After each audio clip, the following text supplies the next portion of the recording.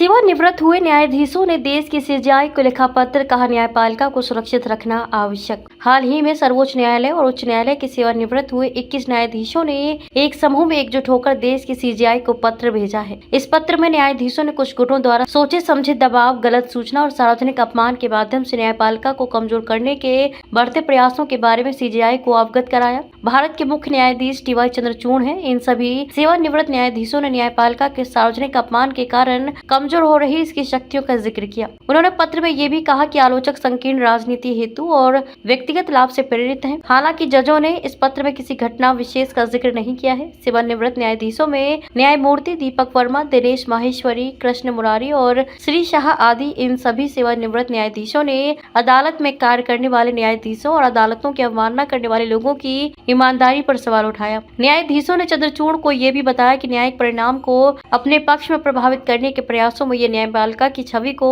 धूमिल करने का प्रयास कर रहे हैं। इसके द्वारा जनता के विश्वास को न्यायिक प्रणाली पर कम करने का प्रयास किया जा रहा है। ध्यान देने वाली बात यह है कि ये पत्र उस समय में लिखा गया जब देश की सभी विपक्षी पार्टी के अधिकतर नेता जेल में हैं या उन पर किसी तरह का मुकदमा चल रहा है और उनके खिलाफ हो रही इस कार्यवाही का सीधा कारण वे भारतीय जनता पार्टी को मानते हैं और अपने अधिकारों के लिए उनसे जुबानी जंग भी कर रहे हैं। इस पत्र में न्यायाधीशों ने कानूनी प्रणाली की पवित्रता और स्वायत्तता को सुरक्षित बनाए रखने की अपील सीजेआई चंद्रचूड़ से अपील कर डाली है। उन्होंने इस पत्र का शीर्षक दिया, न्यायपालिका को अनावश्यक दबाव से बचने की आवश्यकता। न्यायाधीशों ने अपने पत्र में लिखा कि इस तरह की कार्रवाइयां न्यायपालिका की पवित्रता को अपमानित कर रही हैं, बल्कि न्याय और निष्पक्षता के सिद्धांतों के लिए ये चुनौती भी पेश कर रही हैं। दोस्तों, आपको बता दें कि इस समय देश की न्यायपालिका का हाल कुछ ठीक नहीं है। देश की उच्च न्यायपालिका के आसपास कुछ समय में अनेकों प्रकार की घटनाएं हुई। पहले हरीश साल्वे सहित देश भर के 600 सदस्यों ने देश के प्रमुख न्यायाधीशों को एक पत्र लिखकर उच्चतम न्यायालय के साथ एकजुटता और समर्थन की बात की। ये वह समय था जब उच्च न्यायपालिका पर चारों तरफ से हमले हो रहे थे। किसी भी लोकतंत्र में पूरी तरह से कमी रहित संपूर्ण संस्थान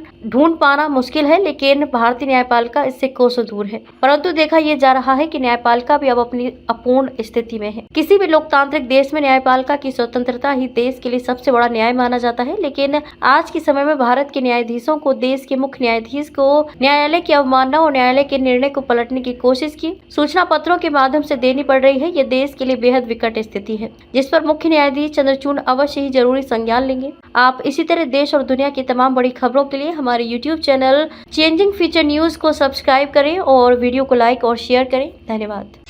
बड़ी से बड़ी खबर,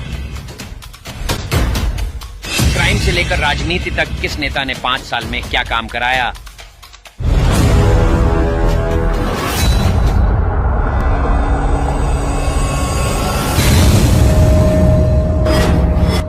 मिलेगी सबसे पहले हर खबर चेंजिंग फ्यूचर न्यूज पर, जो बदलेगा आपका